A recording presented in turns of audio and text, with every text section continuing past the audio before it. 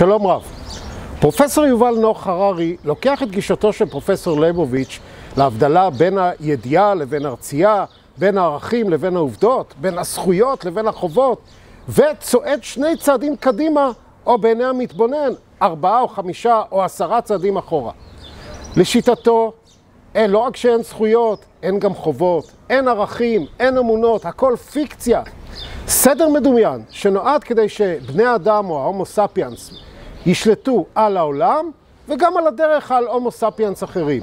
סדר מדומיין שמוביל לשיטתו לירידתו של ההומו ספיאנס ועלייתו של השילוב בין ההומו ספיאנס לבין המכונות, ובסופו של יום לעלייתן של המכונות. הייתי אומר שאם לגישתו של פרופסור ליבוביץ' עלינו להתבונן באברהם אבינו, במשה רבנו, ברמב"ם, אולי בקאנט, אולי בשפינוזה, הייתי אומר שלגישתו של פרופסור יובל נוח הררי, אולי מן הראוי להתבונן בארנולד שוורצנגר וקיאנו ריבס כגיבורי תרבות וכגיבורי הגות, או כמייצגי גיבורי הגות, עם כל ההשלכות של ההתבוננות הזאת. כבר בראשית השיחה אציג בפניכם את העיקרים של הגישה שלו, את העיקרים של ההפרחה של הגישה שלו, ואת הדרך שאיתה אני אלך בשיחה של הצגת הגישה, של הפרחת הגישה, ושל הצגת גישה הרבה יותר נכונה, הרבה יותר ראויה. לשיטתו של פרופסור יובל נוח הררי, ההיסטוריה הולכת בכיוון של אחדות ומורכבות.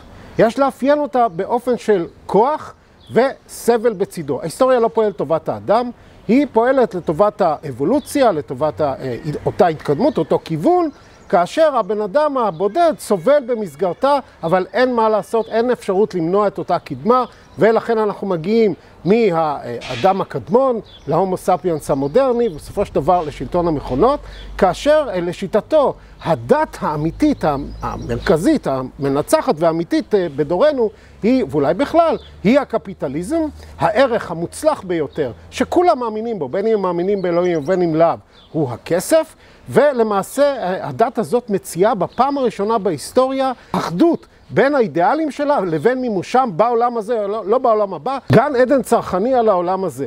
וההפרחה של התורה שלו תהיה בתוך אותם מרכיבים יסודיים של הגישה שלו, תוך כדי הצגת אותן דוגמאות שהוא מציג, והפרחת השיטה שלו לגבי אותן דוגמאות מיני ובי. כבר עכשיו אפשר להגיד שמעבר לאותה הבחנה ערכית, עובדתית, בינו לבין פרופסור ליבוביץ', הרי שיש עוד 2 מאפיינים שמעניינים אותי לגבי 2 המלומדים האלה. המאפיין האחד הוא ששניהם, אחד היה, אחד הווה, ידוענים, כלומר, פרופסור ליבוביץ' היה מאוד ידוע בחברה הישראלית, מאוד מתוקשר בחברה הישראלית. פרופסור יובל נוח הררי לקח את זה, איך אומרים, 2 צעדים קדימה, אולי 4 אחורה, והוא ידוען עולמי, לא רק ישראלי, אלא בכל הבמות, ואני מדגיש את המילה במות, הוא מופיע בכל הבמות, בכל העולם, ולא בכדי. הייתי אומר שפרופסור יובל נוח הררי לוקח את אותה ידוענות של פרופסור ליבוביץ' שיצא נגד השלטון הקיים ומוביל אותה הלאה, כפי שאמרתי קודם, אולי 2 צעדים קדימה, אולי לשיטתי 4 צעדים אחורה. ולמה הכוונה? שאלו ברעיון מפורסם פרופסור ליבוביץ', האם השלטון היה מאפשר לך להתראיין בכל המקומות, להיות איש כל כך מפורסם, שכל הדלתות נפתחות בפני דעותיו, אילולא היה מפחד מפניך, אילולא היה חושש מפני דעותיך קיצוניות?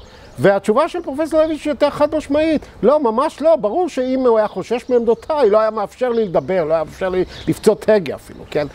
פרופסור יובל נוח הררי, הלכה למעשה, אומר, תראו, למה ללכת נגד השלטון? בואו נספר לשלטון שלא רק שהוא ראוי, אלא שלמעשה הוא מוביל דת קפיטליסטית, שהיא דת האמת, שלמעשה הערך שהוא מוביל, הכסף, הכוח, כן? הם הערכים המוצלחים ביותר, האמינים ביותר, כולם מאמינים בערכים האלה. ולא רק זאת, אלא שהוא גם מציג לבני אדם, להבדיל מכל האמונות, כל הדתות הקודמות, את גן העדן עלי אדמות, את גן העדן של הצריכה. אנשים מאושרים כי הם צורכים, ולכן אנחנו נמצאים בגן עדן עלי אדמות, לא בעולם הבא, אלא בעולם הזה. ו-by the way, כל הגישה הזו מובילה לקץ האדם.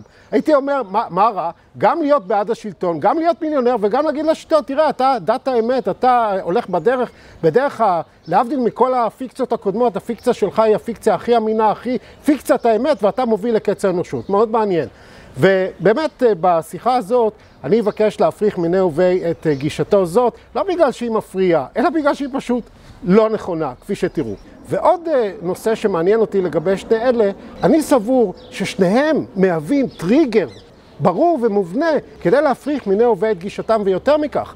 אני סבור ששניהם קוראים לנו להפריך את גישתם, שהיא כל כך מופרכת, היא כל כך בלתי מדעית, שיש להציב מולה גישה נכונה הרבה יותר, ראויה הרבה יותר, שלאו דווקא תוביל לקץ האדם, אלא אולי לעתיד ותקווה ראויה וטובה להמשך התפתחותו ושגשוגו של האדם, וגם התפתחותה ושגשוגה של סביבתו. לשיטתו של פרופסור יובל נוח הררי, יש להתבונן על ההיסטוריה, על המציאות, על ההתפתחות, גם של בני אדם וגם של הסביבה, מאותה נקודה סינגולרית שממנה החל המפץ הגדול והיקום החל בתנועתו.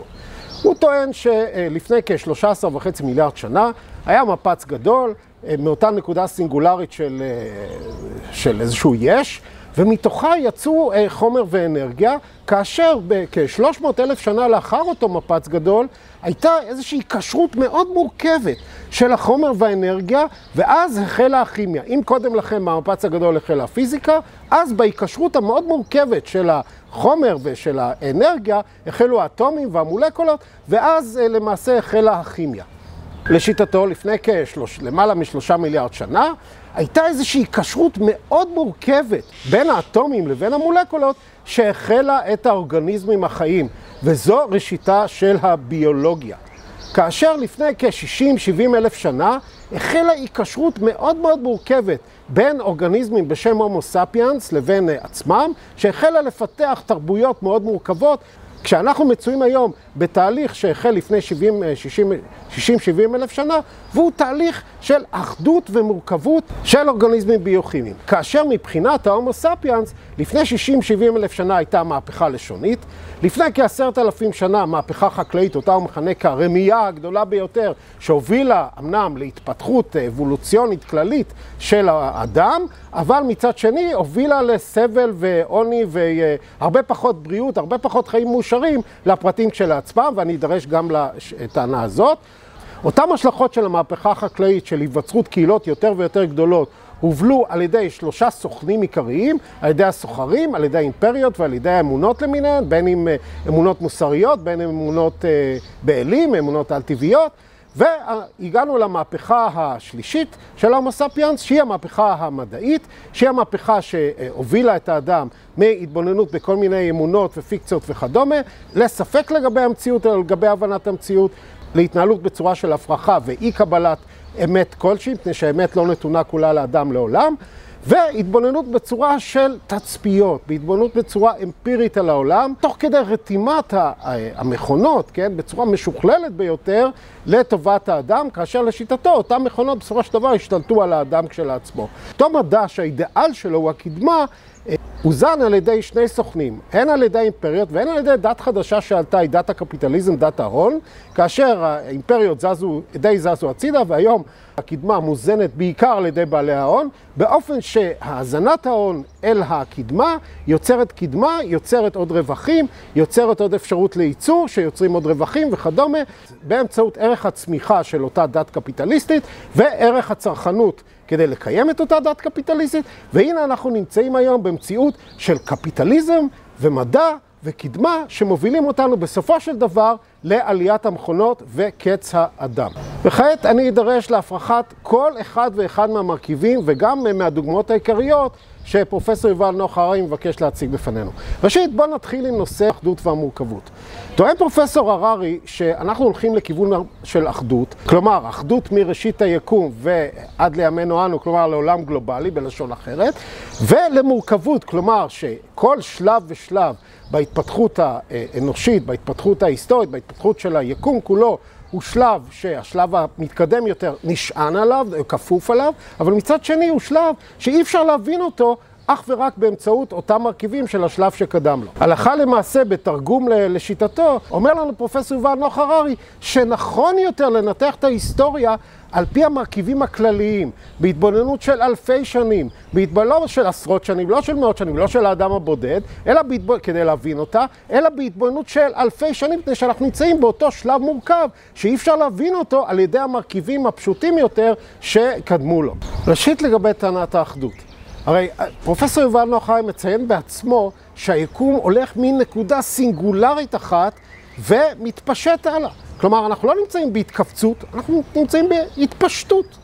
גם לגבי המרכיבים של אותה טענה, הרי שיעמודנה פרופסור יובל נוח הררי על איזושהי סופרנובה, על איזשהו כוכב שקבע או כוכב שהתפוצץ או איזשהו חור שחור, ונראה אם התיאוריה שלו תחזיק מים. כלומר, אנחנו לא נמצאים רק בעניין של אחדות, אנחנו נמצאים בעניין של התפשטות, אחדות והתפשטות. אחדות והתפשטות בתוך אותה התפשטות כללית של היקום.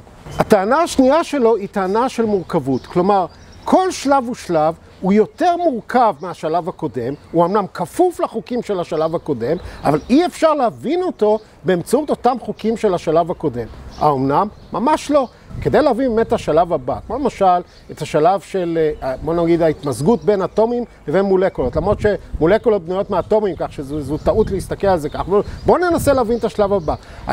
אם אנחנו נדע את כל האטומים בעולם, ואם אנחנו נדע את כל המיקום שלהם, את כל הכוחות הפועלים עליהם, הרי שאנחנו נבין, לכאורה, לפי שיטתו של פרופסור יובל נוח הררי, גם את הכימיה, גם את הביולוגיה וגם את ההיסטוריה. מפני שאם לשיטתו אנחנו כולנו אורגניזמים, אלגוריתמים ביוכימיים, הרי שניתן להבין אותנו על סמך מה שאנחנו מורכבים ממנו, על סמך האטומים. ולעניין הזה יש השלכות מאוד מאוד רציניות. מדוע? מפני שכשאתה מסתכל על ההיסטוריה, רק בצורה, או בעיקר בצורה מורכבת, בעיקר בצורת על של כמה אלפי שנים, הרי שאתה חוטא לאמת. אתה לא מתבונן באמת בתהליכים ההיסטוריים, ושהתהליכים ההיסטוריים בנויים קודם כל מאנשים שמרכיבים אותם.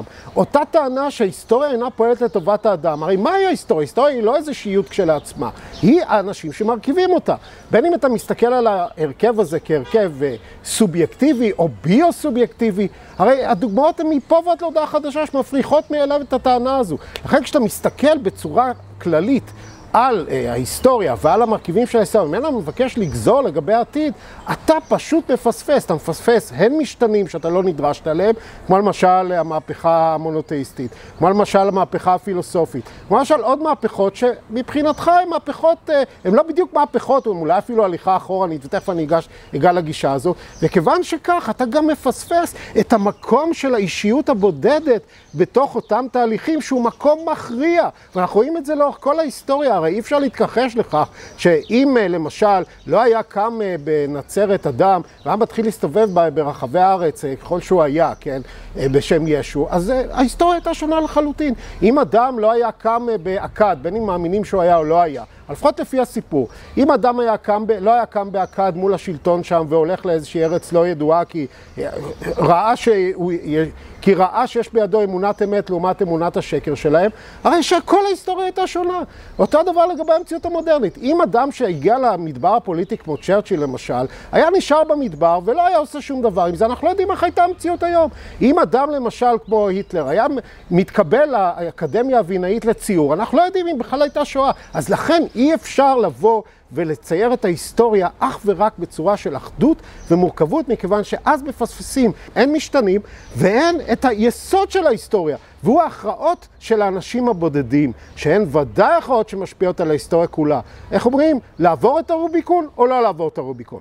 והדברים נכונים גם לגבי הניתוח הכללי שלו לגבי הכוח והסבל. ניתוח שמוביל אותו בסופו של דבר להשקפה שדת האמת היא הקפיטליזם, והערך המוצלח ביותר הוא הכסף.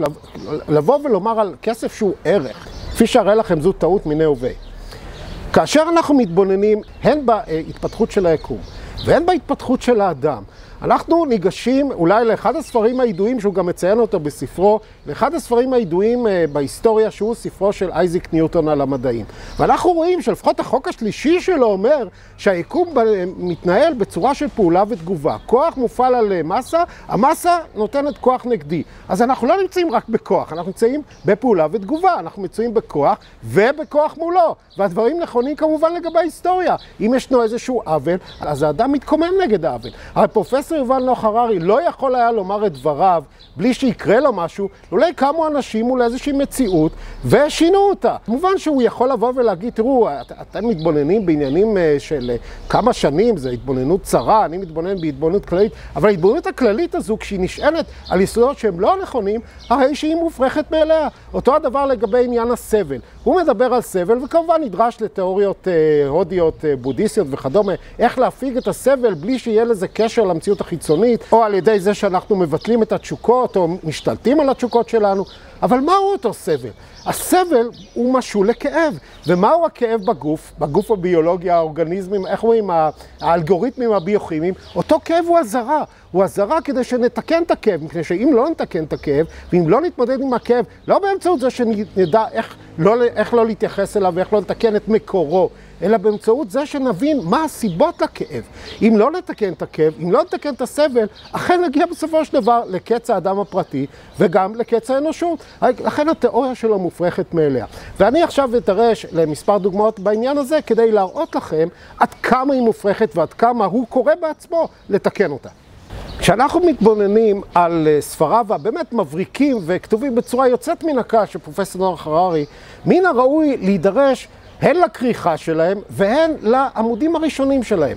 ומה יש בכריכה שלהם? יש כריכה באמת גאונית, נדמה לי שזה של הבן זוג שלו, של קיצור תולדות האנושות, מבחינת מצד אחד איזושהי יד של האדם, ציור של יד של האדם הקדמון, ומצד שני רגל של האדם המודרני על קרקע הירח.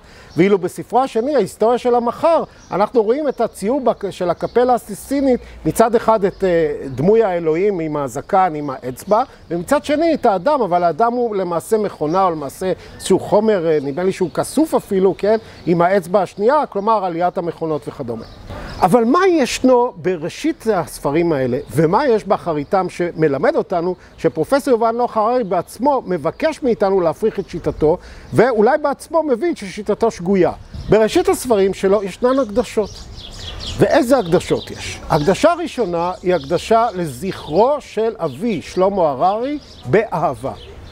והסיום של הספר שלו הוא קריאה לבני אדם, תשאלו כדי אולי למנוע את האסון שמתקרב, מה אנחנו רוצים, מה אתם רוצים. ותחילה של הספר השני שלו היא הקדשה למורה שלו, נדמה לי שמו גואטמה, אשר לימד אותו במסירות ובאהבה דברים חשובים. אוקיי? והסיומת של הספר הזה היא שאולי האלגוריתמים הביוכימיים של האהבה הם אלה שהצילו אותנו עד היום, ואולי הם אלה שיצילו אותנו גם בהמשך. אני סבור שהפתיחה הזאת והסיומת הזאת מלמדים על הפרחה מוחלטת של השיטה שלו, ואני אדרש לכך במהלך המשך השיחה הזו וגם בסיומה. במסגרת גישת המורכבות שלו, שהיא גישה בעייתית ביותר, מבקש יובל נוח הררי להראות לנו שהמהפכה המשמעותית הראשונית שהובילה הלכה למעשה להשתלטות ההומו ספיאנס על האדם הייתה המהפכה הלשונית. זאת הייתה מהפכה שהבדילה אותו משאר סוגי בני אדם, שהיו גם כן אינטליגנטים אבל לא אינטליגנטים כמוהו, שידעו להשתלט על האש אבל לא ידעו לתקשר ביניהם בצורה מורכבת שאפשרה להם לייצר קהילות הולכות וגדלות. הרי שאותה מהפכה לשונית שהתרחשה אי שם ב-60-70 אלף שנה לפני הספירה במזרח אפריקה, גרמה לכך שאולי כמה מאות בודדות של יצורים בשם הומו ספיאנס החלו לדבר ביניהם בצורה מורכבת, ואז יצאו משם למזרח התיכון, התחילו להוציא החוצה בצורה של מיזוג או החלפה, כלומר התמזגו עם בני אדם, סוגי בני אדם האחרים הפחות מורכבים, הפחות אינטליגנטים, או יותר נכון החליפו אותם באמצעות אלימות ודברים אחרים, והלכה למעשה תוך זמן של כמה עשרות אלפי שנים נעלמו כל סוגי בני אדם האחרים, ונשאר רק ההומו ספיאנס שעד לשנת כ10,000 לפני הספירה של המהפכה הבאה, המהפכה החקלאית, היווה כ5 עד 8 מיליון איש בכל העולם, חוץ מאנטארקטיקה או גרינלנד, בסוג של התנהלות של מה שהוא קורא לזה ציידים לקטים. כלומר, קהילות קטנות של עד 150 איש, שהן מתקשרות ביניהן בצורה לשונית, שהולכות אחרי חילופי עונות של הצמחים, הולכות אחרי החיות שהן צדות, מצויות בקבוצות של כעשרות או מאות קילומטרים בודדות, מכירות היטב את הסביבה שלהן, וכך ממשיכות את חייהן בצורה של אמונות, הוא קורא לזה אמונות אנימיסטיות, או איזה שהם מבנים חברתיים של חברות שיתופיות, הן אמונות שכל דבר בטבע הוא איזשהו ישות מסוימת, וכך אנחנו מצויים עד לפני כ10,000 שנה, כאשר עולה וקמה המהפכה החקלאית. ומהי אותה מהפכה חקלאית? כאשר במקום לרוץ אחרי החיות באותו טווח, או במקום ללכת אחרי הצמחים לפי עונות השנה, האדם מוצא שאפשר לגדל צמחים במקום אחד, ועושה כן במקומות שונים, בזמנים די מקבילים, במזרח התיכון חיטה, או מבחינת ביות בעלי חיים כבשים, באזורים אחרים חזירים, תירס, אורז וכדומה, והאדם הופך להיות קהילות הולכות וגדלות, מפני שהוא יכול לאכול יותר ויותר, ואז הוא גדל עוד ועוד, ואז כדי לשלוט על אותם קהילות, יש צורך באיזשהו סדר מדומיין, כי אחרת אי אפשר, להבדיל מאותן קהילות שיתופיות שהציידים לקטים, אי אפשר להשתלט על חברות הולכות וגדולות, כאשר אנשים לא מכירים זה את זה. הלכה למעשה, זה ההבדל בין המהפכה הלשונית שלפני כ-60-70 אלף שנה, לבין אותה מהפכה חקלאית, כאשר הוא מבקש לציין בפנינו שאותם פרטים של המהפכה החקלאית היו הרבה פחות בריאים, הרבה פחות מאושרים מאותם פרטים של המהפכה הלשונית, כלומר מאותם פרטים של הציידים לקטים. וכדי לקיים את אותה מהפכה חקלאית עד לפני כ-500 שנה, הוא טוען שישנם 3 סוכנים שאפשרו אותה, והסוכנים האלה הם הסוחרים, האימפריות והערכים והאמונות, שהם אותו סדר מדומיין לשיטתו, שנועד כדי לאפשר לשלוט על הקהילות ההולכות וגדלות, כאשר בשנת 1 אחרי הספירה אנחנו רואים כ-350 מיליון חקלאים, לעומת כ-2 מיליון ציידים לקטים, כאשר לפני כ10,000 שנה, לפני המהפכה החקלאית, אנחנו עמדנו על כ5-8 מיליון לקטים ציידים, ותו לא. בשיחה הזאת, מה שמעניין אותי בעיקר, היא ההתייחסות שלו לגבי האמונות והערכים, אותם הוא מכנה סדר מדומיין, שנועד כדי לאפשר שליטה על אותן חברות הולכות ומתפתחות, הולכות וגדלות, אבל אני אדרש ראשית לאותה טענה שלו, שאותם ציידים לקטים היו הרבה יותר מאושרים והרבה יותר בריאים מאותם חקלאים, אותה פועל, אותו זה שמנקש את העשבים, זה שחורש את השדה, זה שזורע את החיטה, מפני שחייהם של הפרטים כשלעצמם היו חיים הרבה פחות בריאים, הרבה יותר קשים, עם הרבה יותר סבל, ואני רוצה להראות לכם שכבר אותה טענה היא טענה שהיא כשלעצמה מה שנקרא סדר מדומיין, שדי מאפיין את כל השיטה שלו ואת כל ההגות שלו, כאשר אפשר לבוא ולומר לזכותו, כי באחת ההרצאות שאני ראיתי שלפני כ-12 שנה, הוא אכן אמר לתלמידים שלו, תראו, הדברים שאני הולך להגיד לכם הם יותר סטוריים, מה שנקרא, הם יותר סיפור מאשר מדע. נכון, אני נשען על תיאוריות ועל עובדות כלשהן, אבל זה יותר הדעות שלי ופחות עניין מדעי. הייתי אומר, זה הרבה פחות עניין מדעי, כפי שאני אראה לכם עכשיו.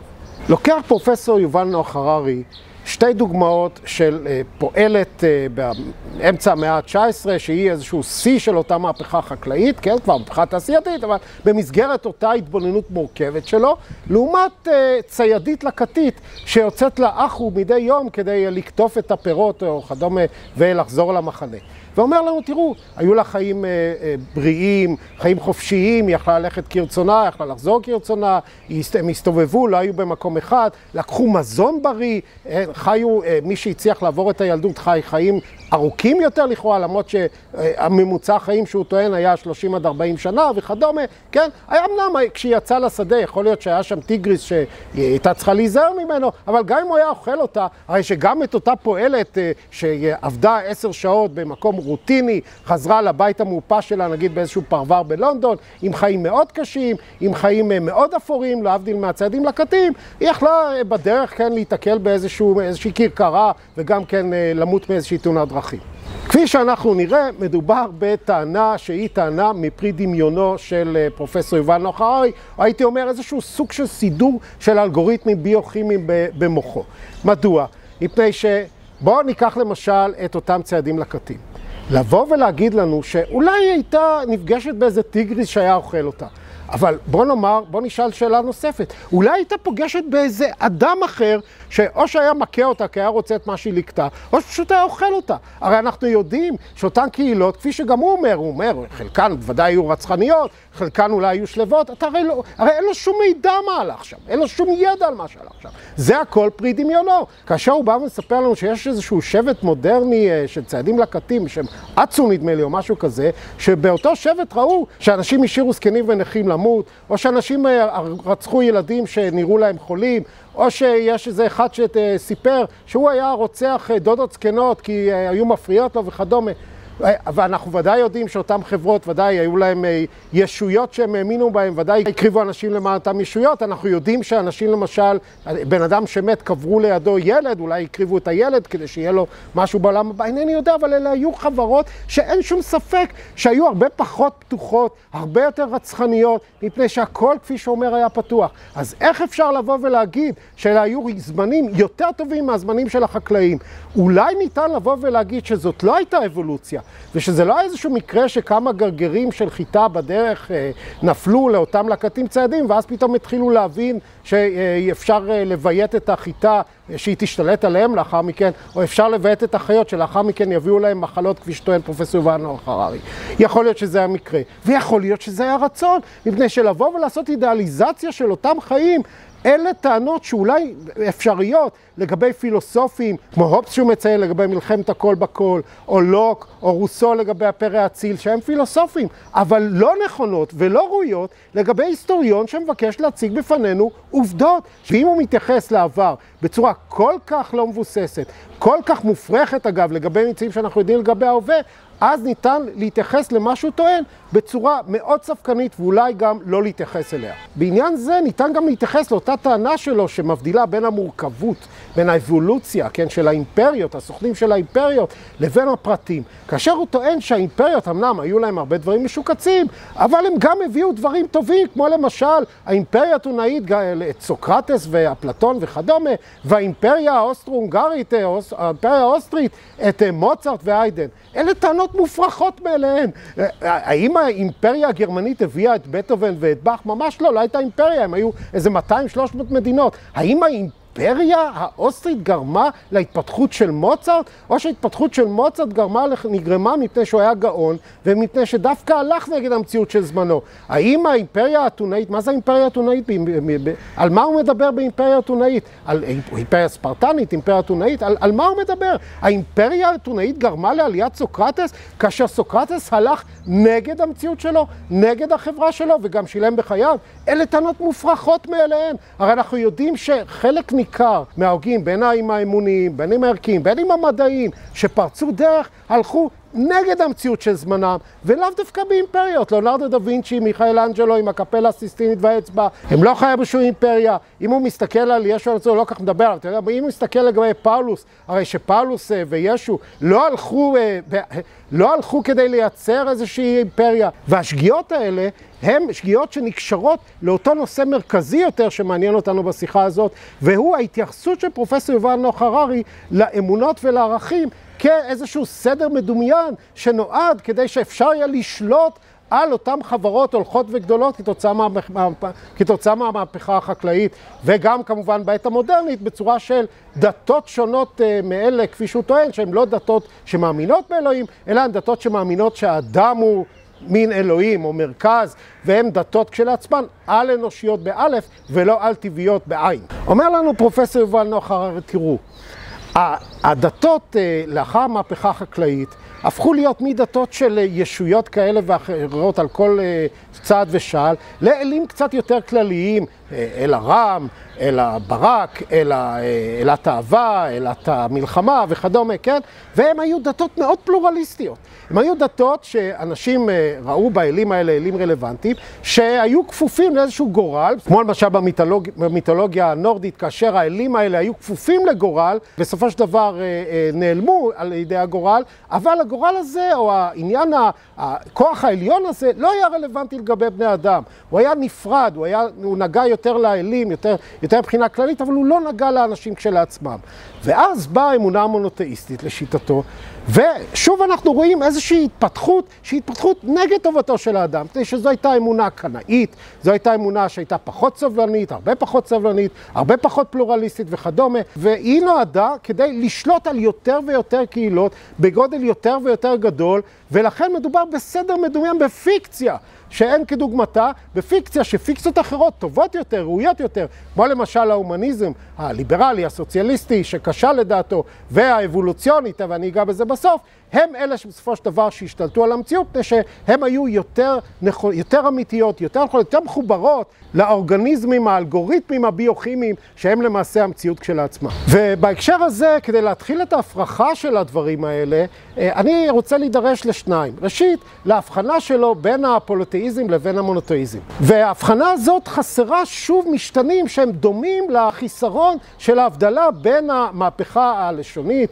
בין הצעדים הלקטיים, לבין אנשי החקלאות, המהפכה החקלאית, לגבי הסבל של הפרטים שלהם.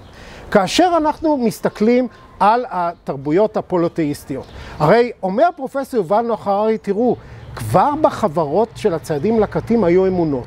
אמנם היו אמונות אנימיסטיות, הוא קורא לזה, אבל היו אמונות. אם היו אמונות בחברות שיתופיות שלא היה צריך את האמונות האלה בשביל לשלוט על אף אחד, כן? הייתה לשון, הייתה אחדות של רצונות, אחדות של אינטרסים בקהילות מאוד מאוד קטנות, בסביבות מאוד מאוד ברורות וידועות, כן? אז אם היו אמונות באותן קהילות שלא היו צריכים את האמונות האלה לצורך סדר מדומיין, אז זאת הפרחה של הטענה שהאמונות נוצרו כדי לקיים סדר מדומיין. אז זה בראשית הדברים.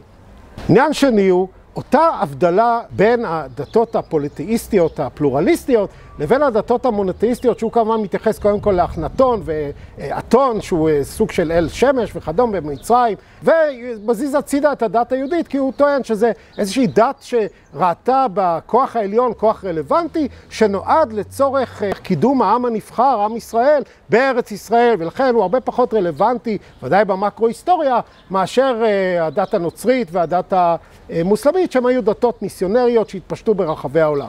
שזו עוד טענה מופרכת מאליה. ומדוע היא מופרכת?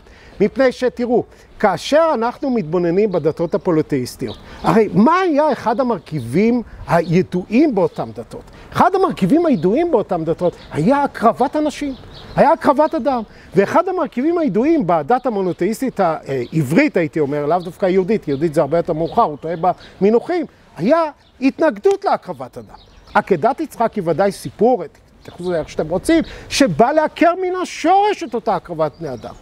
ילך זה הפרופסור יובל נוח הררי לגיא שנקרא גיא בן הינום, ויספר לנו שאלה היו דתות פלורליסטיות, שככה ילך בבקשה לבמות, לתופת במקומות שונים של התרבות הפיניקית של הסוחרים, ויספר לנו שאלה היו תרבויות, איך אומרים, פלורליסטיות וסובלניות וכדומה. הם רק על הדרך הקריבו בני אדם, כמו שהצעדים לקטים רק על הדרך אכלו בני אדם. הכל בסדר, פשוט מופרך מעיקרו. וכמובן העניין השני שמפריך את הטענה שלו הוא נושא השבת. הרי אין לו טענה שבדתות הפוליתאיסטיות הייתה איזושהי שבת, אין שום ממצא שהיה איזשהו יום מנוחה. היו מעמדות, מעמד גבוה, מעמד נחות ותתי בני אדם, ושום שבת ושום מנוחה ושום שחרור עבדים. אז לבוא ולהגיד שדת אחת הייתה דת קנאית וכדומה וגם לא חשובה וגם נדרשה רק לעניין ספציפי של עם ישראל בארץ ישראל, ולעומת זאת הדתות הפוליתאיסטיות היו דתות סובלניות ופלורליסטיות, זה סליחה עם כל הכבוד, זה פשוט קשקוש בגרוש, וזה מפריך מיני וביה את הטענה הזו שלו. והדברים נכונים באותו הקשר של עבדות, גם לגבי אותה טענה של סדר מדומיין, כשהוא מבקש להבדיל בהבדלה מאוד מבריקה ומאוד מעניינת בין חוקת חמורבי משנת כ-1776 לפני הספירה, לבין החוקה האמריקאית בשנת 1776 אחרי הספירה. טוען פרופסור יובל נוח הררי, תראו, אלה שני סדרים מדומיינים. אלה דברים שאינם קשורים למציאות, אלה דברים שהם מציאות מדומיינת שנולדה כדי לשלוט, ואין ביניהם הלכה למעשה שום הבדל של ממש. בואו ניקח למשל את חוקי חמורבי. מה חמורבי אומר? חמורבי אומר שהוא קיבל הנחיה מהאלים, מאנליל, ממרדוך וכדומה, להוביל צדק בעולם. ומהו הצדק לפי חמורבי? הצדק הוא אותה חלוקה של מעמדות, מעמד של אנשים עליונים, מעמד של אנשים נחותים, ומעמד של תתי אדם. כלומר, אי השוויון. הצדק בעולם לפי חמורבי הוא אי שוויון. אבל אין בין זה לבין החוקה האמריקאית, שלפי דעתה, בני אדם, הם מכירים לך שבני אדם כולם נבראו שווים, אין בין זה לבין זה שום הבדל. בואו ניקח את החוקה האמריקאית. החוקה האמריקאית אומרת, הצדק בעולם הוא שבני אדם נבראו שווים, ושהם מקבלים כאמיתות שהן בלתי ניתנות לשלילה, שאותן זכויות שניתנו על ידי האל וכדומה, הן זכויות טבעיות, זכויות שאין לפגוע בהן, והן הזכויות של הזכות לחיים, הזכות לחירות, והזכות למרדף אחרי האושר. בא ואומר לנו פרופסור יובל נוח הררי, תראו, אין שום הבדל בין אותו צדק של אי שוויון של חמורבי, לבין אותו צדק של שוויון של החוקה האמריקאית. ראשית, השוויון הזה לא באמת היה שוויון. כלומר, לא היה שם שוויון בין נשים וגברים. לא היה שם שוויון בין עבדים ואדונים של בעלי אחוזות שייצרו את אותה חוקה, שעיצבו את אותה חוקה. לא היה שם שוויון בין שחורים לבין לבנים וכדומה. זה לא היה באמת שוויון. ואם אנחנו מתבוננים באותה חוקה, אנחנו מבינים שזו חוקה שנועדה להיות סדר מדומיין כדי לשלוט על אותם מושבות ולהילחם במעצמה הבריטית. אם אנחנו מסתכלים על אותה טענה שבני אדם נבראו שווים. קודם כל הוא אומר, בני אדם לא נבראו, זו אבולוציה, זו כבר טעות אחת. אחר כך הוא בא ואומר לנו, תראו, הם לא נבראו, בוא נאמר שהם נולדו שווים. הם לא נולדו שווים, הם נולדו שונים לחלוטין. כל בן אדם שונה מהשני באופן גנטי. כל בן אדם נולד למציאות שונה. כל בן אדם מתפתח בצורה שונה. אז בני אדם לא נולדו שווים, הם נולדו שונים. הם מתפתחים בצורה שונה, הם בכלל שונים זה מזה. ואם אנחנו מתייחסים לזכויות, אין שום זכויות בטבע, אין שום זכויות במציאות, אין זכות לחיים, אין זכות לחירות, אין זכות לאושר ודאי, ודאי אין זכות לשוויון חברתי כלכלי, זה ודאי, זה חס וחלילה שהוא יזכיר, כי כפי שאמרנו, דת הקפיטליזם היא דת האמת אצלו, כן? תכף אגע בזה. ואיך הוא מבקש להסביר את הטענה? איך הוא מבקש להסביר את הטענה שאין זכויות? הוא אומר, תראו, אם אני לוקח בן אדם מת, ואני מנתח אותו, אני רואה לב, אני רואה כבד, אני רואה מוח, אני לא רואה שום זכויות. איזה זכויות? אין שום זכויות בטבע. אפשר לבוא ולהגיד שיש תכונות. יש תכונה לחיים. איזה תכונה לאושר? מה זה אושר? אי אפשר למדוד אושר. אפשר למדוד הנאה. אז בוא, אומר פרופסור יובל נוח הררי, אוקיי, אז מה שהיה צריך להגיד זה שבני האדם התפתחו בצורה לא שווה, ואנחנו מכירים בכך שיש להם כאמיתות, שהאמיתות עד שהם יפרחו, כי במדע אפשר להפריע, אין אמיתות בלתי ניתנות לשלילה, יש אמיתות שתמיד ניתנות לשלילה. אז אנחנו מכירים לפי שעה באמיתות, שעד שהם ישללו, שהתכונות של האדם הם חיים והנאה. ותו לא, ולכן אומר פרופסור יובל נוח הררי, אין שום הבדל אמיתי, אין צדק בהיסטוריה, אין הבדל בין הצדק של האי השוויון של חמורבי והצדק של אי השוויון של החוקה האמריקאית, זה סדר מדומיין שנועד לשלוט, ותו לא. אנחנו מדברים פה על אורגניזמים, על אלגוריתמים ביוכימיים ותו לא, לא ערכים, לא זכויות, לא חובות, לא שום דבר, לא אלוהים, לא אמונות, לא שום דבר אחר. זאת התורה, זאת השיטה של פרופסור יובל נוח הררי. והשיטה הזו היא מופרכת מאליה. מדוע? ואני אדרש בעיקר לנושא האמונות ונושא הערכים. ראשית, לגבי הטענה שלו, שאם אנחנו מנתחים אדם, אנחנו רואים מוח ולב, אנחנו לא רואים זכויות. זו טענה מופרכת מאליה. כשאנחנו מנתחים אדם, אנחנו גם לא רואים ידידות ואהבה, וזה מתקשר למה שאמרתי בתחילת השיחה. מהי אותה ידידות? מהי אותה אהבה? הוא בעצמו אומר, זה סוג של אלגוריתמים ביוכימיים שעוזרים לנו לשרוד. אם כן, מהי אותם ערכים לשיטתו? מהי אותה הזכות לחירות? מהי אותה הזכות לחיים? מהי אותה הזכות לאושר לשיטתו? הם גם סוג של אלגוריתמים ביוכימיים. לכך הוא לא מתכחש, אבל הוא טוען שישנו הבדל תאומי בין אותה מציאות מדומיינת לשיטתו של אלגוריתמים ביוכימיים שהגיעו לערכים, שהגיעו לאמונות וכדומה, לבין המציאות האובייקטיבית, לבין זה שיש כאן הר, לבין זה שיש כאן רדיואקטיביות, לבין זה שיש כאן אבן. זאת המציאות של כל בעלי החיים, זאת המציאות האובייקטיבית, המציאות של האדם המדומיינת, שאפשרה סדר מדומיין, אפשרה לו לשלוט גם על בני אדם ובעיקר להשתלט על העולם. זאת מציאות מדומיינת, תכירו בכך. ומכיוון שזו מציאות מדומיינת, הרי שלמעשה אם תלכו מערכים כאלה לערכים אחרים ותנסו לתקן, אם הסובייקט ינסה לתקן את הביו-סובייקטיביזם של הרבה מאוד אנשים שמסתכלים בצורה סובייקטיבית על העולם, אז בסופו של דבר הוא ייכנס מכלא אחד לחצר כלא שני. ובכן, אני בא ואומר לפרופסור יובל נוח הררי, תראה, כשאתה מתבונן על הר, איך אתה יודע שזה הר? אתה הרי לא מתמזג עם ההר. גם אם אתה נוגע במשהו, איך אתה יודע שזו אבן? מה שאתה יודע הוא שאתה קולט משהו. אתה, איך אומרים, האורגניזם, האלגוריתמים הביוכימיים שלך בשכל מסתדרים בצורה מסוימת, ומגיעים למסקנה שזה הר. ומגיעים למסקנה שזאת רדיואקטיביות, שאתה גם לא רואה אותה בעיניים. אותו דבר לגבי הגעה לזכות לחירות, לזכות לחיים, לזכות לשוויון, לא נכנס כרגע איזה זכות. אותו דבר לגבי הזכויות, אותו דבר לגבי ערכים, אותו דבר לגבי אמונות. אותו תהליך, אתה קולט משהו, אתה חושב עליו, מאבד אותו, ואז אתה מוציא מסקנות. תהליך שלשיטתו של פרופסור יובל נוח הררי הוא זהה באופן עקרוני לתהליך גילויה של המציאות האובייקטיבית. אם כך, הטענה שלו שישנה מציאות אובייקטיבית וישנה מציאות מדומיינת שנועדה כדי לשלוט, היא טענה מופרכת מיסודות השיטה שלו כשלעצמם. וכפי שהדברים היו נכונים מבחינת הטענה שלו שהאימפריות הן אלה שיצרו את ההישגים האנושיים, שהדבר הוא בדיוק הפוך, שהרבה פרטים שיצרו את ההישגים האנושיים, שסתם גם נמצא פה ויכול לדבר, הם אותם אלה שהלכו נגד האימפריות. כן? אותה כוח וכוח נגדי, אותו הדבר לגבי האמונות. אותה טענה שלו שמדובר בפיקציה לצורך סדר מדומיין, היא טענה מופרכת מאליה, ושרוב אלה שהעלו את תורות המוסר, רוב אלה שהעלו את האמונות כשלעצמן, הם היו אנשים שהלכו נגד המציאות של זמנם, הם היו אנשים שסיכנו את עצמם.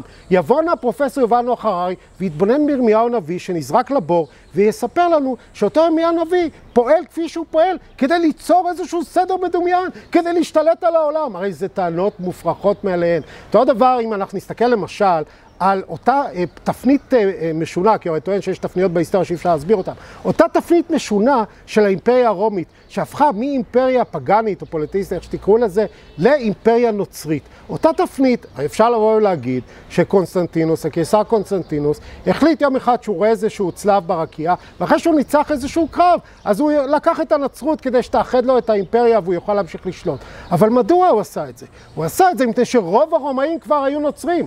ולמה הם היו נוצרים? כי הם רצו להשתלט על האימפריה, כי הם רצו איזשהו סדר מדומיין? לא! מפני שהאימפריה הייתה עם סדר שלא רק שלא היה מדומיין, היה סדר שלא נתן להם לחיות, סדר ששיעבד אותם, סדר שהפך את חייהם לגיהנום, ואותם פרטים ראו שישנה אופציה אחרת, טובה יותר, או אולי ראויה יותר, אולי אופציה שתביא להם איזושהי גאולה, שאותה אימפריה רומית לא יכלה לתת להם. כן, ההשקפה הזו של פרופסור יובל נוח הררי, שלא מתבוננת בפרטים, שמתבוננת במורכבות, שלא מתבוננת בכוח ובכוח כנגדו, מתבוננת באיזשהו סבל שמנסה לנתק אותו ממציאות חיצונית, ולא כאיזושהי התראה מפני איזושהי מציאות שיש לתקן, היא השקפה מופרכת מאליה. בשיחות הקודמות נדרשתי לאיזשהו ניסיון להבין מה עומד מאחורי השקפה של אנשים מאוד מאוד אינטליגנטיים, מאוד מבריקים, שהיא השקפה מופרכת מאליה, למרות שזה פחות חשוב לצורך הפרחת השקפתה, אבל זה מעניין, בוא נאמר את זה כך.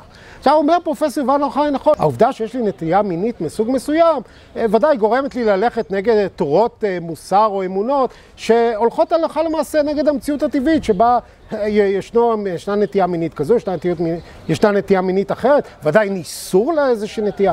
ואני שואל, אז נניח שהיינו מבינים את זה, מה יש לך נגד הפילוסופיה היוונית? מדוע אתה לא רואה בפילוסופיה היוונית כאיזושהי מהפכה משמעותית ביותר לקידומו של האדם? מדוע אתה רואה במהפכה שדווקא תקעה את המדע, מהפכה שתקעה את האנושות, מפני שהיא הסתכלה על שכל ישר והיא לא הסתכלה על תצפיות, עניין שהוא בכלל מופרך מאליו. אתה יכול להסתכל על תצפיות בטבע, ישנם אנשים שם שמסתכלים על תצפיות בטבע, אתה יכול להסתכל על תצפיות שהן תצפיות מופשטות, אולי מה שהפריע לו, הוא למשל אותם תיאוריות של אפלטון, שישנם איזושהי אידאות, שישנו איזשהו כוח בלתי מונע ראשוני, כל אלה לא התאימו לתיאוריה שלו, אבל כשמשהו לא מתאים לתיאוריה של מישהו, ולכן הוא מתעלם ממנו, או שהוא מנתח אותו בצורה שגויה, אז התיאוריה של עצמה נופלת, מפני שתיאוריה שנשענת על אדנים שהם שגויים מאליהם, היא תיאוריה לא נכונה, וכפי שאמרתי קודם לכן, זה נראה יותר כמו סטורי, זה נראה יותר כמו סיפור, זה פחות ופחות נראה כמו מדע, כפי שהוא גם אמר בראשית הדרך שלו, בראשית ההרצאות שלו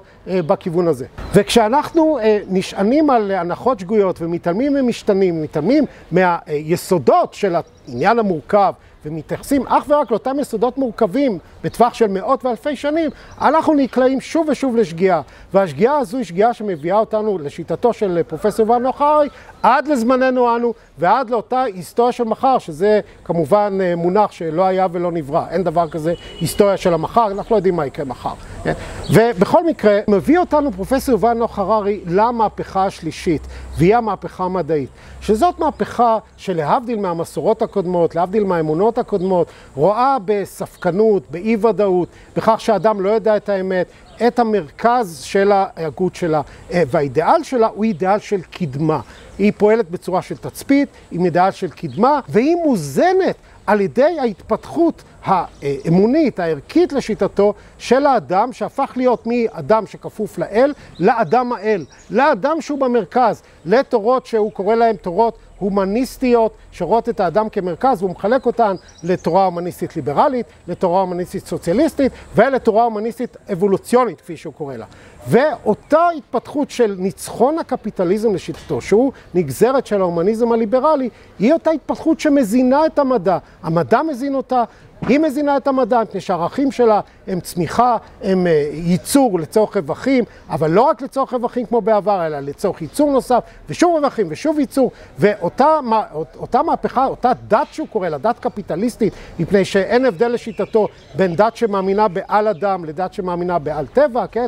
אותה שיטה קפיטליסטית מזינה את המדע, המדע מזין אותה, ובסופו של דבר אנחנו מצויים בקדמה, ומדובר כאן לשיטתו באיזושהי דת שהיא לא רק דת האמת, אלא שהערך שלה הוא הערך הכי מצליח בהיסטוריה, ערך הכסף, ערך שכולם מאמינים בו, ערך שבסופו של דבר מוביל לכך שאותה קדמה של המדע, אותה צמיחה שמצויה בעיקרו של הקפיטליזם, אותה צריכה שמובילה לשיטת הקפיטליזם, לגן עדן עלי אדמות, לכך שאותם אידיאלים שלו ממומשים עלי אדמות, אותם אידיאלים שלו שמובלים על ידי עשירים, תאבי בצע, ואנשים שצורכים, שחיים היום ללא עוני ביולוגי, כפי שהוא קורא לזה, כלומר שאין רעב לשיטתו, אולי יש עוני חברתי כמו תמיד, אבל ללא עוני ביולוגי, עם התפתחות, עם קדמה וכדומה. אותה שיטה מובילה בסופו של דבר לגן עדן עלי אדמות, ואותה שיטה מובילה לשיטתו בסופו של דבר גם לקץ האנושות. וכדי להפריך את אותה גישה שלו, מן הראוי שוב להידרש ליסודות שהוא לא כל כך מעוניין לגשת אליהם. כמו למשל, הוא טוען שהליברליזם ההומני רואה באינדיבידואל את העיקר. כלומר, מה שחשוב זה הבוחר, שהוא זה שמכריע, כלומר שהאדם הוא זה שמכריע על גורלו, הבוחר הוא זה שמכריע את גורל החברה, הבודד, האינדיבידואל. אותו דבר לגבי הלקוח, הלקוח תמיד צודק, הלקוח הוא עיקר בשיטה הקפיטליסטית, ולכן הלקוח הוא הדבר החשוב ביותר, הוא הצרכן שמזין את הצמיחה, שמזינה את המדע, וזה אותו מעגל שמוביל אותנו לקדמה. כך הם הדברים לגבי האומנות. מי שקובע אם האומנות היא אומנות, האם אומנות טובה או לא, זה מי שמסתכל על האומנות. והוא מראה לנו כדוגמה את אותה אסלה שמביא מרסל דושן לאיזושהי תערוכה, שהיום שווה מיליונים. ובכן, כל אותה גישה היא גישה מופרכת. מדוע היא גישה מופרכת? מפני שבקפיטליזם, כפי התפתחותו, לא בשורשים שלו, בהתפתחות שלו, מה שחשוב הוא לא הלקוח, מה שחשוב הוא בעל ההון. זאת לא טובת הלקוח, אנחנו רוצים לרמות את הלקוח, אנחנו רוצים כמה שיותר להוציא ממנו כסף, כדי שבסופו של דבר אנחנו נוכל להמשיך ולהעצים את הרווחים שלנו, ולא להיות מיליונרים, אלא להיות מיליארדרים. אותו הדבר לגבי הבוחר. מי שקובע את הגורל זה ממש לא הבוחר. מי שקובע את הגורל זה אלה ששולטים באותם אמצעים מתווכים בין הבוחר לבין אותה בחירה שלו. הם אלה שקובעים את הגורל. דקה אחרי בחירות, בין מערכת בחירות למערכת בחירות אחרת, כמעט ולא שואלים את הבוחר. שואלים אותו לגבי סקרים וכדומה, אבל כמעט ולא שואלים אותו. הרבה פעמים עושים בדיוק את ההפך ממה שהוא אומר. ועל כך אמר רוסו שפעם ב4 שנים ישנן בחירות בבריטניה, ובאותם 4 שנים עבדות של הציבור לאותם נבחרים.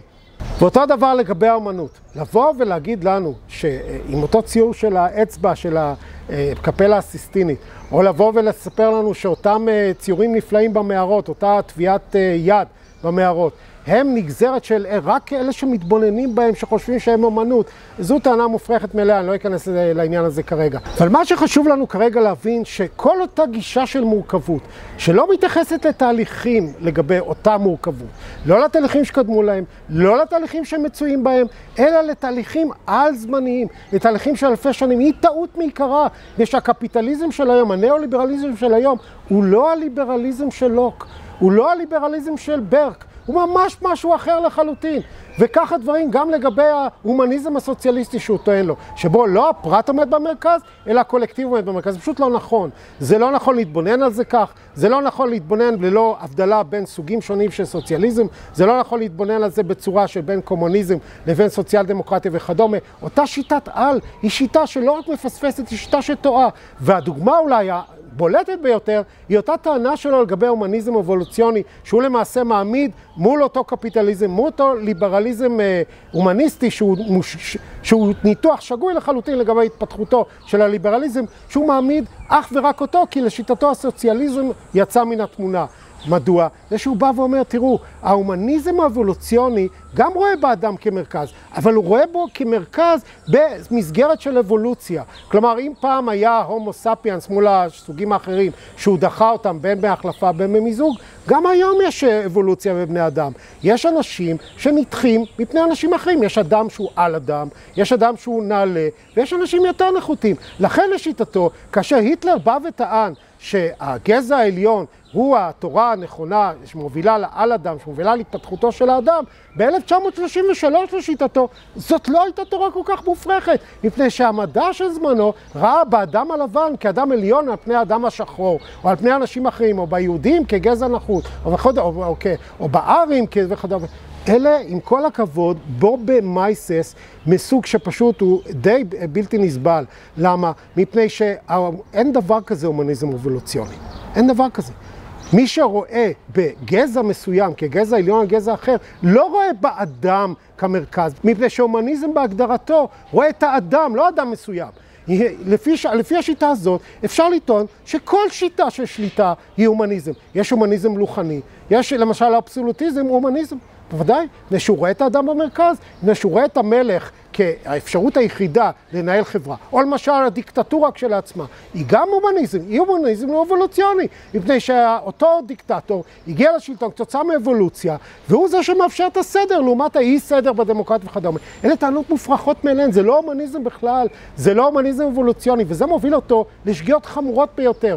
והשגיאות האלה יסודן באותה התבוננות שגויה של אחדות ומורכבות, של כוח, לא של כוח וכוח נגדי, של היעדר צדק בעולם, של היעדר זכויות, שהכל זה אלגוריתמי ביוכימי וכדומה. שברגע שאתה מתבונן בצורה שגויה שכזאת, על הערכים, על הדתות, לא מסתכל במרכיבים שלהם, לא מסתכל במשתנים נוספים, אלא מסתכל מתוך איזשהו מבט על שגוי לחלוטין, אז אתה מגיע באמת לקץ האדם, מה שנקרא נבואה שאולי תגשים את עצמה, כאשר יש צורך להציב מולה דרך ראויה, נכונה יותר, דרך ראויה יותר, דרך שלא תוביל לקץ האדם, אלא דרך שיתמודד עם הבעיות של האדם בזמנים האלה ובכלל, ותוביל אותו לעתיד אחר, לעתיד של תקווה, שלא לומר לעתיד של גאולה. בעניין הזה מן הראוי להתייחס בקצרה לאותה טענה שהקפיטליזם הוא דת האמת. מדוע הוא דת? מפני שזו דת על-אנושית, היא מאמינה בכוחות השוק, היא מאמינה בכוחות הכסף, היא מאמינה בכוחות שהם על-אנושיים, שהם מעבר לפרט, שהם כוחות שהם מחוברים יותר למדע, שהם כוחות שהם יותר רציונליים מדברים אחרים, שהם כוחות שמובילים בסופו של דבר לגן עדן עלי אדמות. בוא תספר בבקשה לאלה שלא יכולים לגמור את החודש, בוא תספר לאנשים שהולכים ומדרדרים, בוא תספר לאנשים שנמצאים בבית הכלא שיש עוני שהוא עוני ביולוגי, שאנשים לא רעבים כביכול, ויש עוני שהוא עוני חברתי שתמיד היה ותמיד יהיה. אלה באמת גישות של פרופסור פרידמן ושאר הנאו-ליברלים, שהן גישות כל כך ברורות, כל כך מופרכות, שהן באמת, נראה שבאמת הוא קורא, באמת, אם אני בא ואומר שהכסף הוא הערך העליון, אז זו טענה מופרכת. מדוע? זה שהוא אומר, כולם מאמינים בכסף. אמנם, כולם מאמינים בזה שיש פה אבן. אז האבן זה אמונה. כולם מאמינים שיש פה עץ, אז העץ הוא אמונה. הכסף הוא אמצעי. כולם מאמינים, כולם חושבים שאם הם ייתנו למישהו כסף הם יקבלו משהו. זה אומר שזה ערך? זה אומר שזה משהו שמאמינים בו? זה אומר שמשהו חושבים שהוא עובדה שכתוצאה ממנה אפשר לקבל כך וכך. בין זה לבין ערך יש מרחק רב ביותר. ופה אולי לקראת סיום, מן הראוי להידרש לאותה הבדלה שהוא מנסה להבדיל בין האמונה, הסדר המדומיין, לבין המציאות, מבחינה זו שהוא מנתח את המילה דת. והוא אומר לנו, תשמעו, דת בפרסית זה נתון, זה חוק, כן? ואין להתפלא שישתמשו במובן הזה, כי זה חוק, זה נועד לצורך סדר מדומיין וכדומה. והייתי בא ואומר שני דברים בעניין הזה. ראשית, יש להבדיל בין דת לבין אמונה. כאשר הדת כמעט ולא נזכרת למשל במקרא, מה שנזכר זה אמונה. כאשר לפי המקרא, אברהם אבינו בא לפרעה, ופרעה לוקח את שרה, ואז הוא בא אליו בטענות, שרי, ואז הוא בא אליו בטענות, למה לקחת אותה? ואז הוא אומר לו אברהם, תראה, זאת אחותי אמנה או אמונה. כן? זאת אומרת, אנחנו מצויים במילה אוניברסלית היום שנותרה מהדת העברית, שהיא, חוץ מההללויה, אמן. אנחנו מצויים בדת של אמונה, דת של ברית. ודרך אגב, זה מאוד מעניין, ראיתי שהנגזרת או ההתפתחות של המילה אמנה, של ברית, או של המילה אמונה, להבדיל מהמילה חוק דת, שהיא מילה יותר מאוחרת, היא האמת. כלומר, האמונה, המילה אמונה הפכה למילה אמת, וזה מאוד מאוד מעניין, וזה ככה מבחינה סמלית לגבי אותן תובנות של פרופסור יובל נוח הררי. אם אנחנו מתבוננים במציאות כמציאות של כוח ותגובה, במציאות שמסתכלת גם על המורכבות, אבל גם על הפרט הבודד שמשנה את ההיסטוריה, שקובע את ההיסטוריה ברצונו. אז אנחנו לא מגיעים דווקא לאדם המכני, לסייבורג, או לאדם העשיר שיכול להרשות לעצמו להיות בן על מוות, או למכונה שמשתלטת על האדם. ואנחנו גם לא מגיעים לאיזושהי מפלצת אלגוריתמית ביוכימית, שלא הייתה ולא נבראה, שהיא מדומיינת כשלעצמה, אם יש דבר כזה דמיון לפי שיטתו, אלא שהכל איזשהו סידור של אלגוריתמי ביוכימי, שהוא סידור פחות נכון מסידורים של אלגוריתמים ביוכימיים אחרים. אז אנחנו מגיעים לכך שהאדם לא רק מנסה להפיג את הסבל באיזה אמצעים שינתקו אותו מהמציאות, אלא מנסה לתקן את המציאות. האדם מנסה לתקן את הסיבות לסבל. האדם מנסה לתקן את הדרך שבה הוא נמצא. האדם מנסה לתקן את אותה דת כביכול שהוא קורא לה, שמאמינה בערך לא ערך, שהוא הכסף או עגל הזהב, אל עבר אמונה אוניברסלית, אל עבר ערכים אוניברסליים, שהובילו אותו כנגד המציאות של היום, לא איזושהי מציאות מדומיינת של העתיד, אלא המציאות של היום של מאבק באקלים, שהוא חלק מאותה דת קפיטליסטית בלתי נלאת, של המאבק בפצצה אטומית, שהוא גם חלק מאותה התפתחות של הקפיטליזם, שהוא בכלל לא נדרש אליה, שהיא התפתחות של ליברליזם לניאו-ליברליזם, לליברליזם לאומני, לדיקטטורה וכדומה, ששונה לחלוטין מהיסודות הערכיים של הליברליזם, בהתבוננות אחרת, למשל בהומניזם הסוציאליסטי, מהפרחה מוחלטת של טענה שיש דבר כזה הומניזם אבולוציוני וכו' וכו'. אז אנחנו מגיעים לאותה ראשית של השיחה הזאת, שדיברה על כך שהוא מקדיש את ספרו הראשון והמצוין של קיצור תולדות האנושות לזכרו של אביו שלמה הררי באהבה. כי מה זאת אהבה? והוא גם מסיים את ספרו האחרון בכך, שאולי האלגוריתמים הביוכימיים שעזרו לנו לשרוד ויעזרו לנו לשרוד, הם אותו סידור של אהבה. אבל כשאתה מנתח אדם, אתה מוצא שם לב, ואתה מוצא שם מוח וכבד, אתה לא מוצא שם אהבה. מדוע? מפני שהאהבה היא ערך מופשט, וגם הערך המופשט הזה של אהבה, של ידידות, של הזכות לחירות, של הזכות לחיים, של הזכות לשוויון חברתי כלכלי, של הזכות לרדיפה אחרי האושר, כל אלה הן מציאויות, לא מציאויות מדומיינות, הן מציאות בדיוק במציאות האובייקטיבית. ולשיטתו של פרופסור נח הררי, הן מציאות של סידור אלגוריתמים ביוכימיים, שהוא נכון יותר מהסידור שהוא מציע לנו. תודה.